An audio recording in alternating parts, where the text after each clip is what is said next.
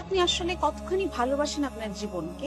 আমি আমার জীবনকে ভীষণ ভালোবাসি। কারণ এটা তো আসলে অনেক সাধনার, মনুষ্য জীবন তো আসলে এত সহজ নয়। এটা তো আসলে সৃষ্টিকর্তার উপহার। তো এটা হয়তোবা আমরা প্রথম দিকে যখন আমরা ছোট থাকি সেটা রিয়ালাইজ করি না। কিন্তু আমার জীবনে এত ঘটনা ঘটেছে, আমি প্রতি পদে পদে বুঝেছি যে এই জীবনটা আসলে উপভোগ করার জন্য।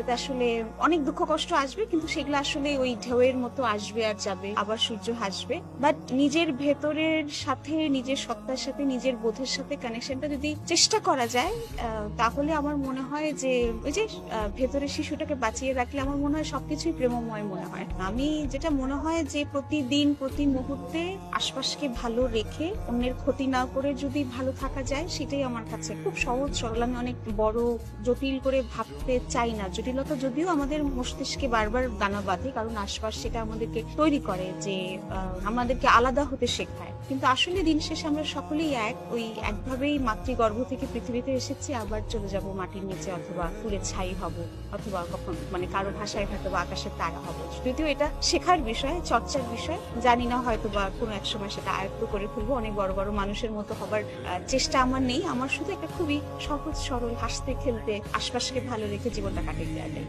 আমার কাছে।